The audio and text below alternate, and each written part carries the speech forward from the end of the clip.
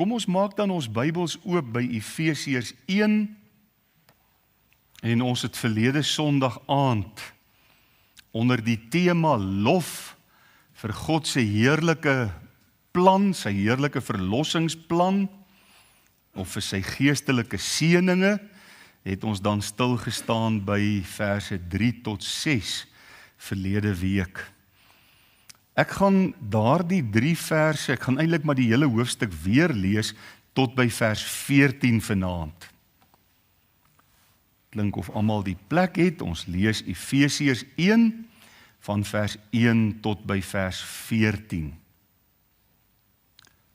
Paulus, 'n apostel, die woord apostel beteken gestuurde van Jesus Christus, deur die wil van God, aan die heiliges wat in Efese is, en die gelowiges in Christus Jesus. Genade vir julle en vrede van God ons Vader en die Here Jesus Christus. En dan begin hy met hierdie wonderlike lofuiting. Geseënd is die God en Vader van ons Here Jesus Christus, wat ons geseën het met alle geestelike seëninge in die hemele in Christus.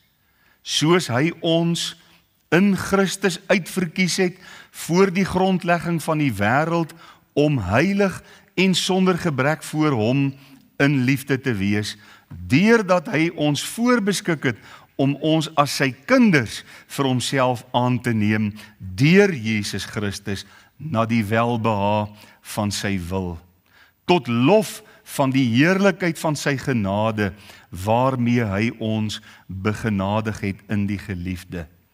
In hom het ons die verlossing, deur sy bloed, die vergifnis van die misdade, na die rykdom van sy genade, wat hy oorvloedig aan ons bewys het in alle wysheid en verstand, deurdat hy aan ons die verborgenheid van sy wil bekend gemaak het, na die welbehae wat hy in homself voorgeneem het, om die volheid van die tye te reël, met die doel om alle dinge wat in die hemele, sowel as wat op die aarde is, onder een hoof in Christus te verenig.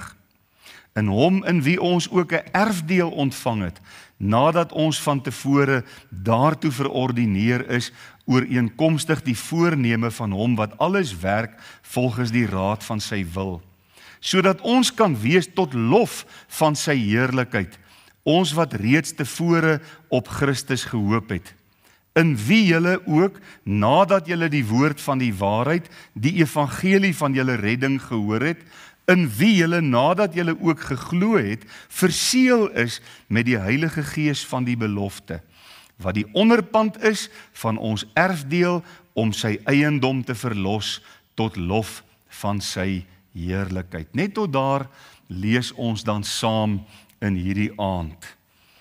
Nou, verlede week het ons dan gekyk na die tema lof vir die geestelike seëninge wat God vir ons daar gestel het, en het ons dan hoofsaaklik verlede week stilgestaan by wat is die rol van die Vader in hierdie verlossingsplan. En ons het dan gesien, ek wens hierdie ding wil ophou om dit te doen.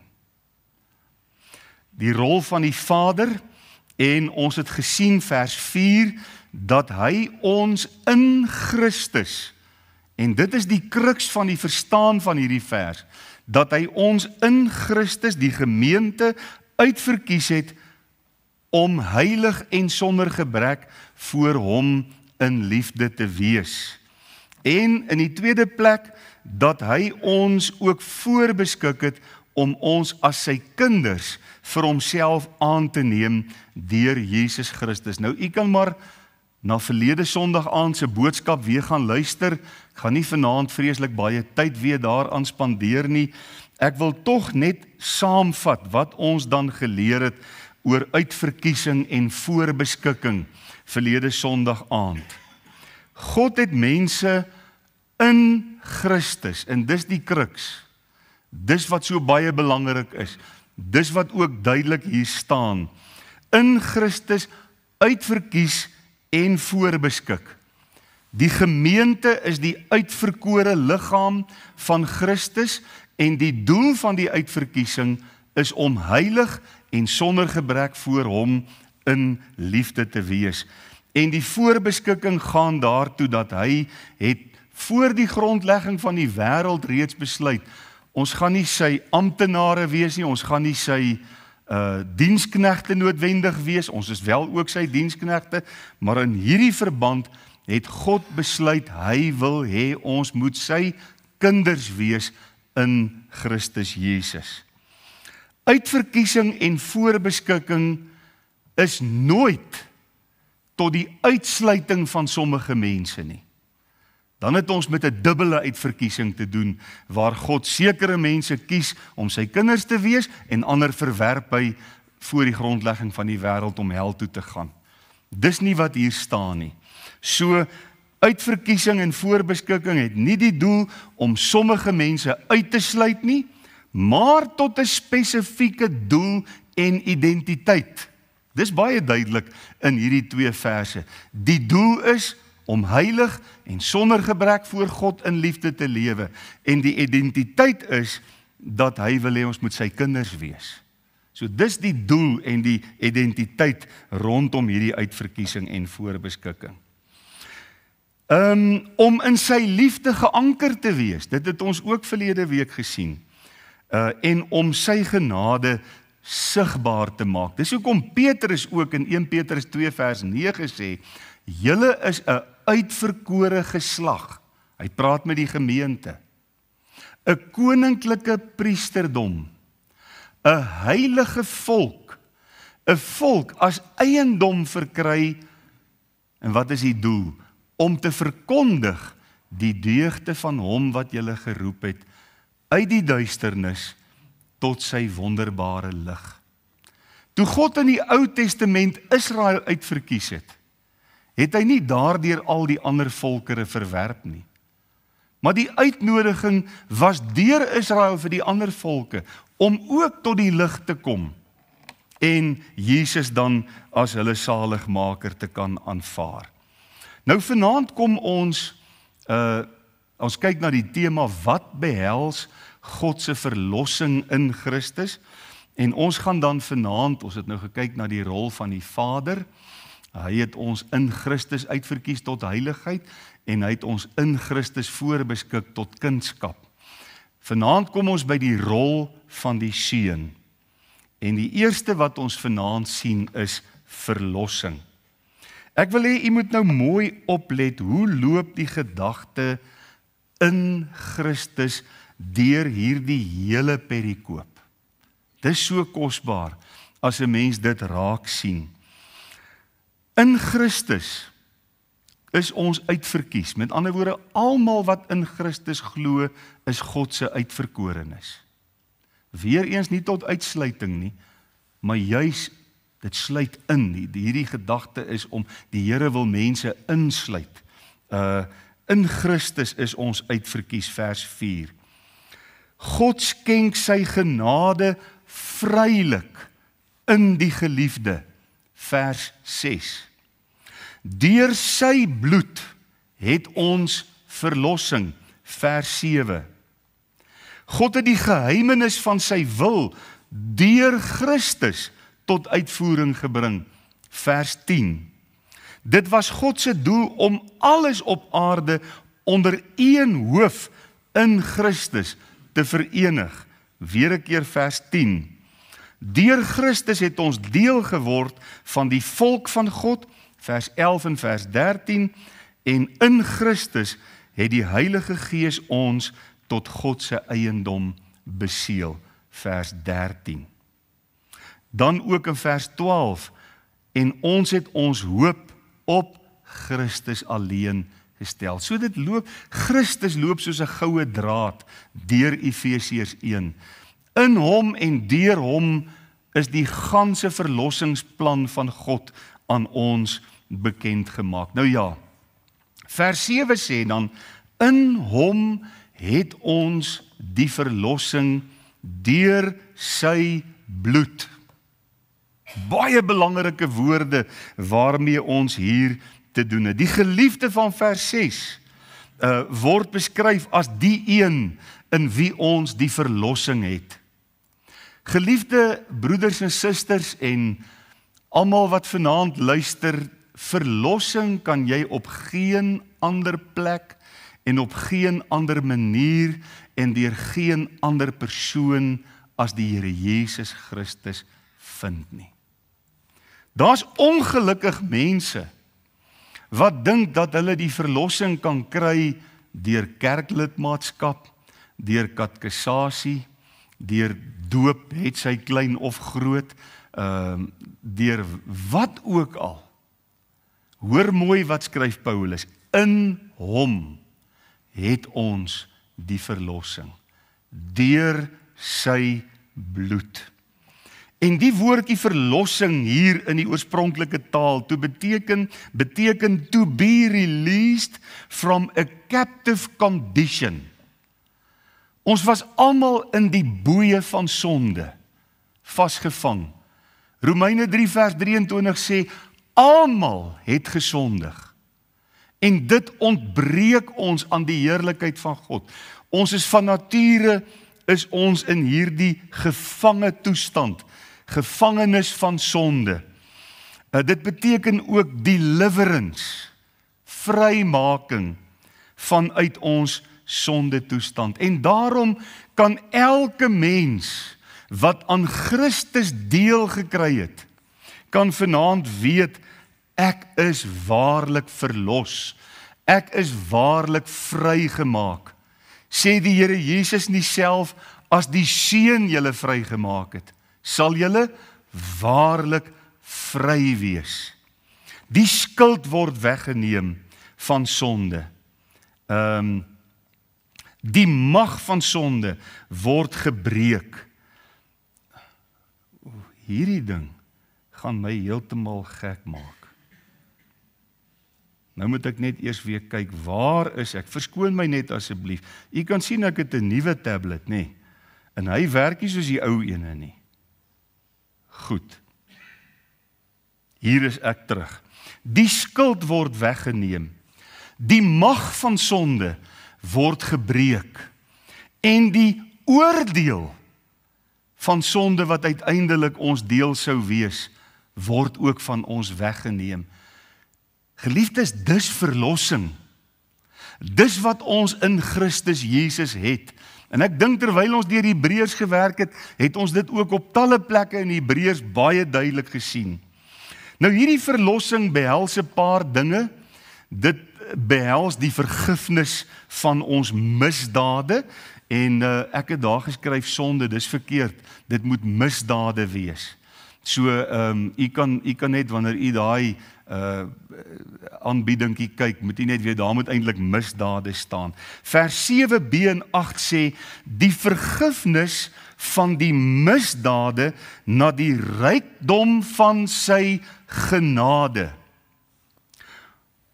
Vergifnis, the act of freeing from an obligation, guilt or punishment, né? Dis wat vergifnis beteken. Die Here Jesus het ons vrygespreek van die skuld en van die straf wat sonde oor ons sou gebring het. Nou ek wil hê jy moet baie mooi verstaan hoekom beklem, en ek dink is goed dat ek daar sonde geskryf het en nou beklemtoon daar moet eintlik misdade staan. Watter mense op aarde pleeg almal misdade? Alle sondaars. Ja, alle mense, alle sondaars. En ons kan die vraag vra, hoekom pleeg 'n mens van tyd tot tyd 'n misdaad? En ons moet nie dink dat misdaad is net ernstige dinge. Jy weet, as jy 'n verkeersoortreding begaan, dan is dit 'n misdaad. As die Here vir 'n mens sê, dit is my wil, dit is wat ek wil hê julle moet doen, en ons doen dit nie, dan is dit misdade. As die Here vir ons in sy woord sê, dit is wat ek nie wil hê julle moet doen nie, en ons doen dit, dan is dit misdade. En almal ken seker die EE3 illustrasie van as 'n mens nou dink aan iemand, ek wil eintlik vir u vra, ken u iemand wat net 3 keer op 'n dag 'n misdaad pleeg? Iewers vroeg in die oggend dink hy 'n verkeerde ding, en dan hier rondom middagete 12 uur, dan sê hy 'n verkeerde ding, en dan so 6 uur vanaand, dan doen hy ook 'n verkeerde ding. Is daar enige iemand wat iemand op aarde ken wat so 'n wonderlike mens is? Wat net 3 maal op 'n dag 'n misdaad pleeg. Vroeg in die oggend eenmaal, en dan hier rondom 12 uur eenmaal, en dan 6 uur vanaand weer. Die res van die tyd 100% sondeloos, volmaak, geen misdade nie, doen presies alles wat die Here van ons verwag, en dit wat die Here sê ons nie moet doen nie, dit doen ons noukeurig. Daar's nie so 'n mens nie. Daar bestaan nie so iemand op aarde nie. Stem jy saam met my? Ek is bly almal stem saam. Nou kom ons maak gou 'n sommetjie. Daar's 365 dae in 'n jaar, maal 3, gee vir jou min of meer 1000. Bietjie, nie heeltemal nie, maar min of meer 1000. So, hierdie fantastiese mens gaan in 'n jaar se tyd 1000 keer 'n misdaad pleeg. Nee, 3 maal 'n dag. En as jy 70 jaar oud word, dan beteken dit dat jy op jou kerfstok na 70 jaar 70.000 misdade begaan het teen die Here. Nou wonder ek, as 'n mens 70.000 spoedkaartjies moet hê wat iewerster lê en broei en vir jou wag. Dink u die owerhede gaan 'n definitiewe plan maak om jou in die hande te kry? Ek glo so, want jy gaan vir hulle 'n groot aanwins wees. Nee, 70.000 verkeersoortredings teen jou naam. En daarom moet 'n mens nie dink dat jou misdade, ag, sommer maar net, jy weet, die Here sê nou wel, ons moet getrou wees en ons moet hom dien, en maar dit is nie so belangrik nie, ek gaan dit nie doen nie. Dis alles misdade, nê? En ons doen hierdie misdade omdat ons in die toestand van sonde is. Ons is sondaars, dis die toestand waarin 'n mens jou bevind, en as gevolg daarvan dat jy 'n sondaar is, pleeg jy misdade. Nou kom Paulus en hy sê, in hom het ons die verlossing deur sy bloed, die vergifnis van die misdade, na die rykdom van sy genade. Dis aangrypend wat Paulus hier skryf, dat ons deur God algeheel vrygespreek word van die misdade, algeheel vergewe word van die misdade wat ons vanuit ons sondige toestand gepleeg het. En let weer net 'n keer op, ek gaan dit net nog eenmaal beklemtoon, dis alles op grond van die bloed van Jesus. Dis nie op grond van verdienste nie. 'n Mens kan nie 'n kind van God word deur verdienste nie. En hoor mooi wat ek nou sê, jy kan ook nie 'n kind van God bly op verdienste nie. Dis nooit 'n verdienstelike saak nie. Dis nooit op grond van ons verdienste nie. Dis na die rykdom van sy genade. Op grond van sy kosbare bloed, wat hy oorvloedig aan ons bewys het in alle wysheid en verstand. Jy weet, as 'n mens die Bybel begin bestudeer oor hierdie onderwerp van vergifnis, nou u en ek weet hoe moeilik vergifnis is. U en ek weet, as iemand nou regtig jou slegte nagekom het, dan is vergifnis geen maklike saak nie. Dis 'n moeilike ding vir meeste mense. Maar as ons nou dink aan wat die woord van die Here ons leer, jy weet, die Here Jesus word gevange geneem, onskuldig. Hulle pluk sy baard uit. Hulle spuug in sy gesig. Hulle druk 'n doringkroon op sy hoof af, wat die bloed oor sy hele gesig loop. Hulle skeur sy klere van hom af en verdeel dit onder mekaar. Hulle beskuldig hom vals. Hulle hang hom aan 'n wrede kruis op, die pynlikste dood wat 'n mens kan sterf. En daar aan die kruis bid hy: Vader, vergewe hulle, want hulle weet nie wat hulle doen nie. Dis ongelooflik.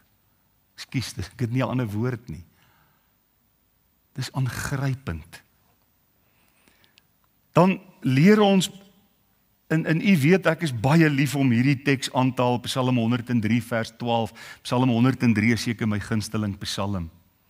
Loof die Here o my siel en alles wat binne in my is, sy heilige naam. Loof die Here o my siel en vergeet geen een van sy weldade nie, wat al jou sondes vergeef, nê? Gaan lees bietjie vanaand Psalm 103.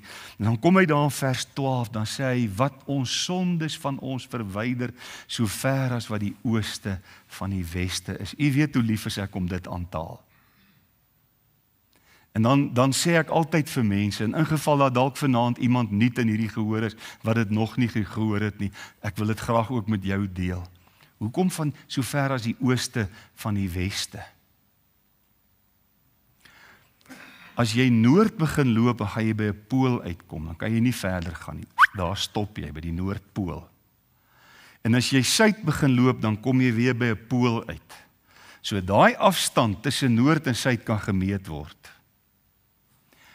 Maar as jy oos begin loop, kom jy nooit in die weste uit nie. En as jy wes begin loop, kom jy nooit in die ooste uit nie. En dis hoe ver. Dis die omvang van die vergifnis na die rykdom van sy genade.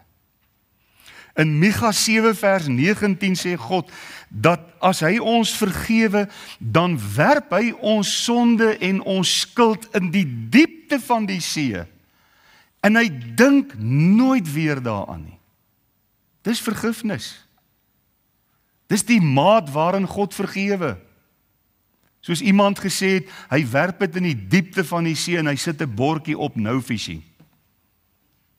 Kan dit nie weer daar gaan uithaal nie.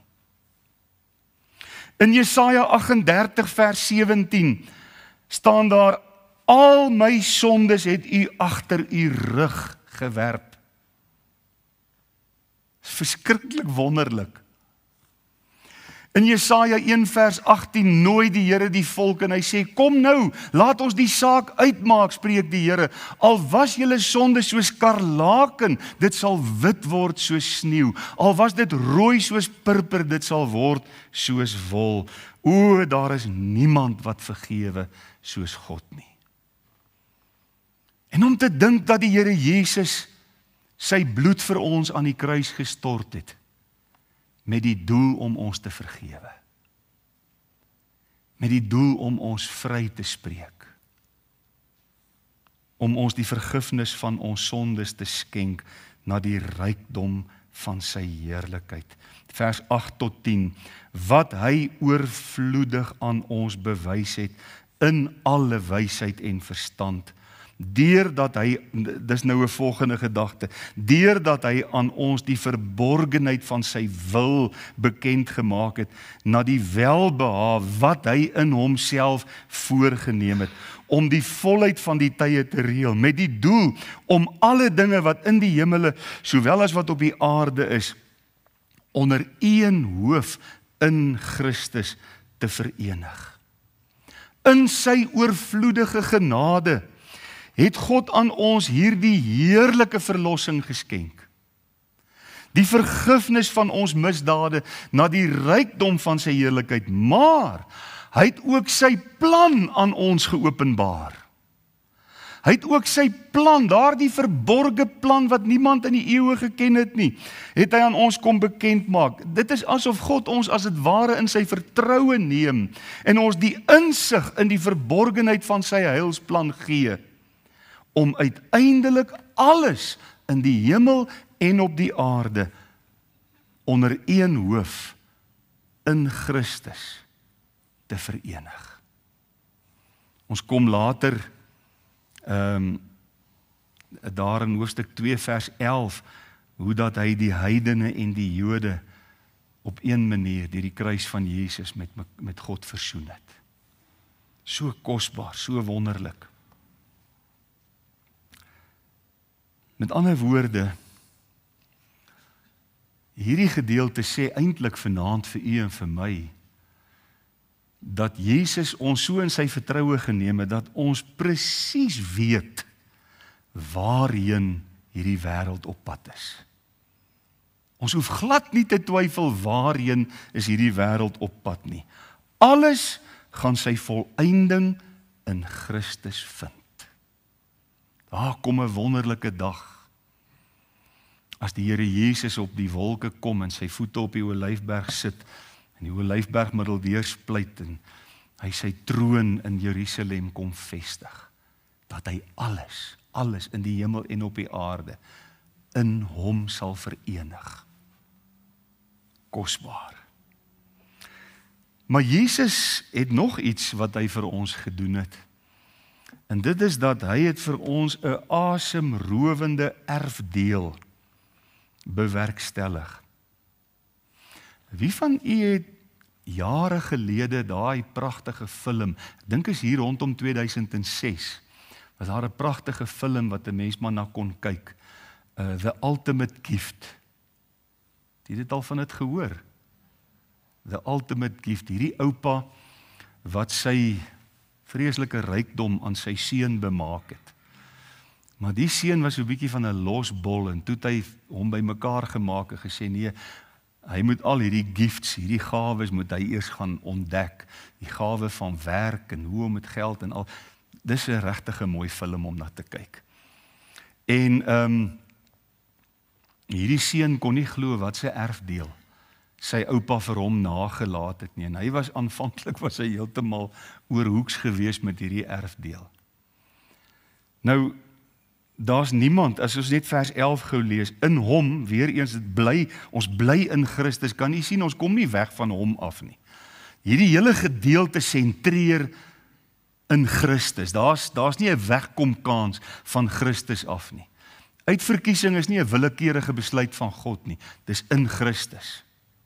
Voorbeskikking is nie 'n willekeurige besluit van God nie, dis in Christus. Die wat in Christus is uitverkies en is voorbeskik. Die wat in Christus is verlos en ontvang die vergifnis van hulle sondes na die rykdom van sy heerlikheid. En dan staan daar vers 11, in hom in wie ons ook 'n erfdeel ontvang het.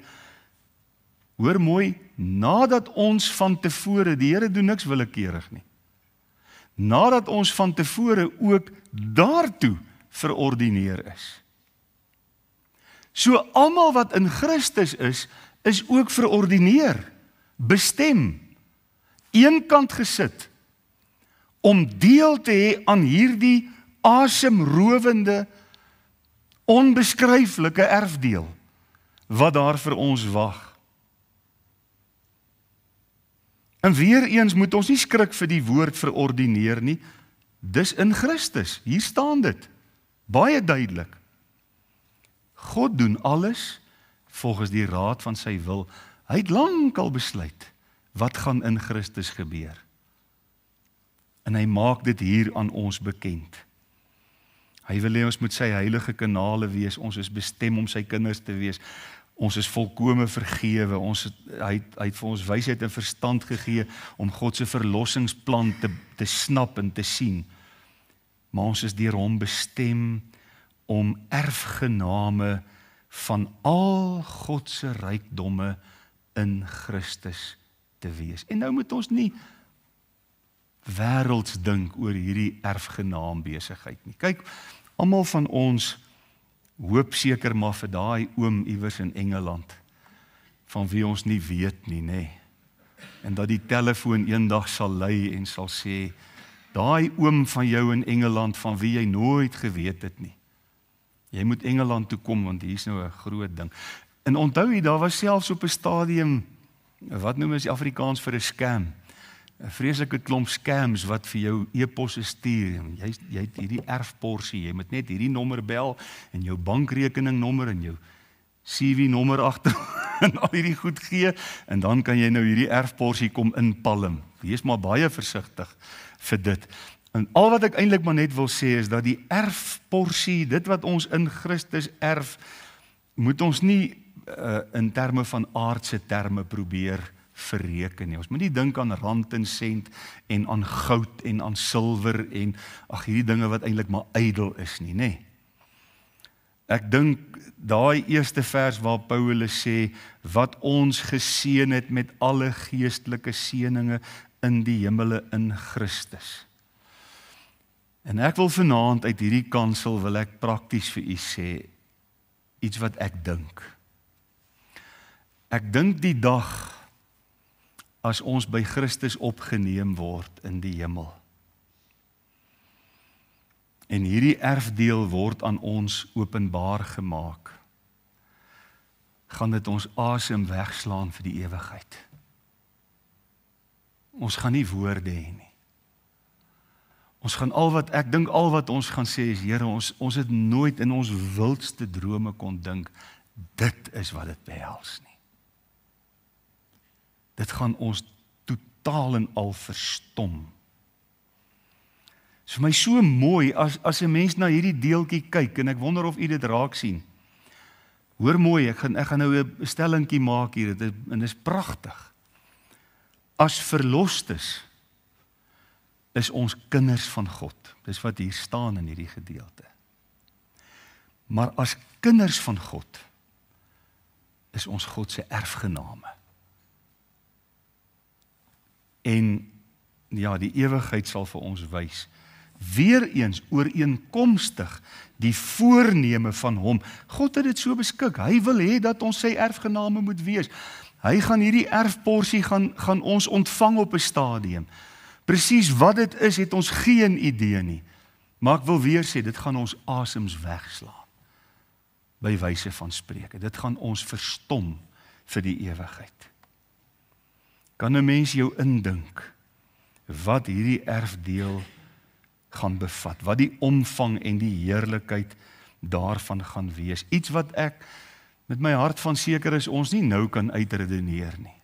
Ons kan maar probeer dink, ons kan maar probeer prentjies in ons koppe vorm en ons kan alles probeer. Soos toe mense kind was, Kerstyd, dan onthou ek het my ma altyd die geskenke voor die tyd gekoop en dan sluit sy dit bo na 'n kas toe. Dan is ek so nuuskierig, nee, ek soek net daai kas se sleutel want ek wil weet wat is dit. Maar my ma was baie goed met dit. Ons kon haar nooit uitvang nie. Daai opgewondenheid. Mag ons ook vanaand daai opgewondenheid, daai verwagting in ons harte hê by die wete dat in Christus is ons ook op pad na hierdie wonderlike erfdeel wat God vir ons beskik het. En hoor mooi, weer eens, tot lof van sy heerlikheid. U kan weer vanaand hierdie 14 verse gaan lees, en dan gaan u opmerk, alles, al die heerlikhede, al die wonderlike dinge wat hier opgeteken is, alles wat die Vader, alles wat die Seun en alles wat die Heilige Gees vir ons doen, is tot lof van sy heerlikheid. Dit is om sy naam groot te maak. Dit is om hom te eer. En dit bring ons in die laaste gedagtetjie vanaand by die rol van die Heilige Gees. En die eerste is, die Heilige Gees gee vir ons ewige sekuriteit. Dis ook iets waaroor ek al gepraat het, maar ons herhaal dit vanaand, want dit is belangrik, dit gee ons sekerheid, sê Paulus. Vers 13 sê, in wie julle ook, dit bly by die Here Jesus, dit is nog steeds in hom, in wie julle ook, nadat julle die woord van die waarheid, die evangelie van julle redding gehoor het. Nou, vergun my net om iets hier te sê. In alle liefde, mense wat glo aan die dubbele uitverkiesing. In ander woorde, dat God sekere mense bestem het om hemel toe te gaan voor hulle geboorte, en dat hy die ander bestem het om hel toe te gaan voor hulle geboorte. Dis die dubbele uitverkiesing. Mense wat dit glo ook, dat jy nie op die evangelie kan reageer nie. Jy is so dood in jou sonde en misdade, dat tensy jy uitverkies is, kan jy nie reageer nie. Want hulle sê, jy word uitverkies, en dan skenk God jou die wedergeboorte, met ander woorde, ek verstaan dit regtig eintlik nie, dan ontvang jy die wedergeboorte, en omdat jy weergebore is, nou kan jy glo. So jy word gered voor jy gered word. Dit is regtig vir my 'n moeilike konsep om te verstaan. Maar hoor wat sê Paulus, in wie julle ook steeds in Christus, nadat julle die woord van die waarheid, die evangelie van julle redding, gehoor het, dis die geheim. Wat sê Paulus in Romeine 1 vers 16? Ek skaam my nie vir die evangelie van Christus nie, want dit is 'n krag van God tot redding vir elkeen wat glo, vir die Jood sowel as die Griek. Dis die evangelie wat 'n mens se hart oopsluit deur die werking van die Heilige Gees om te verstaan, om tot die besef van jou sonde te kom en jou verlorenheid. Hier staan dit baie duidelik, nadat julle die woord van die waarheid, die evangelie van julle redding gehoor het. Romeine 10 is ook hieroor baie duidelik, elkeen wat die naam van die Here aanroep sal gered word. Hoe kan hulle sy naam aanroep in wie hulle nie geglo het nie? Hoe kan hulle glo as hulle nie gehoor het nie? Hoe kan hulle hoor sonder een wat preek? Die geloof dan is uit die woord, en dit is die alfa en omega van redding. As jy die woord van redding hoor, die evangelie van redding, dan kan dit jou hart oopsluit om te glo, en as jy glo, kan jy die naam van die Here aanroep, en dan word jy weergebore. En dis ook nie 'n werk wat jy in jou eie siel kan doen nie, dis die werk van God in ons siele. Dan sê hy, ek gaan dit net weer lees, die evangelie van julle redding gehoor het, in wie julle Christus, nadat julle ook geglo het, verseël is met die Heilige Gees van die belofte. Hierdie verseëling van die Heilige Gees is iets wonderliks. En dit gee ons sekuriteit. Verseëling sluit 2 dinge in. Eienaarskap en sekuriteit. Dis die 2 dinge wat gebeur as jy verseël word. Jy word kind van God, jy word God se eiendom, jy behoort nou aan hom, jy behoort nie meer aan jouself nie. Jy's vrygekoop deur die kosbare bloed van die lam, en dan gee hy jou die sekuriteit dat jy aan God behoort vir tyd en vir ewigheid. Ek dink een van ons grootste probleme in die tyd waarin ons lewe is juis die gebrek aan sekuriteit. Motors word rondom ons gesteel, daar word in huise ingebreek, rooftogte, bankrekeninge word gekompromiteer deur hierdie rekenaarouens. Hulle bel ons nou die dag, sê, hoorie, hulle is besig om nou jou kredietkaart te gebruik met 'n geweldige groot transaksie. Gee gou vir ons net weer jou nommer, dat ons net kan seker maak, dis jou nommer. Ek sê, nee, weet jy wat, ek is nie onder 'n kalkoen uitgebroei nie. Vergeet dit. Want die bank doen nie dit nie. Maar sien, ons het 'n gebrek aan sekuriteit in die tyd waarin ons lewe. Ekonomie in die wêreld is baie wankelrig. Jy dink een oomblik het gaan goed, dan hoor jy, nee, hier's weer 'n krisis op pad. So daar's 'n groot gebrek aan sekuriteit. Nou, let nou baie mooi op. Paulus beweeg weg van God en Christus se werk vir ons na God se werk in ons deur die Heilige Gees. Kan jy dit sien? Wat het God vir ons gedoen? Hy het besluit dat hy ons in Christus wil uitkies om heilig en sonder gebrek te wees, as die kanaal waardeur die evangelie na die wêreld toe gaan. Hy het besluit dat hy ons wil voorbeskik om sy kinders te wees, nie iets anders nie. Wat het Christus vir ons gedoen? Hy het vir ons die verlossing bewerk deur sy bloed, die vergifnis van ons misdade na die rykdom van sy heerlikheid. En nou kom ons na God se werk in ons.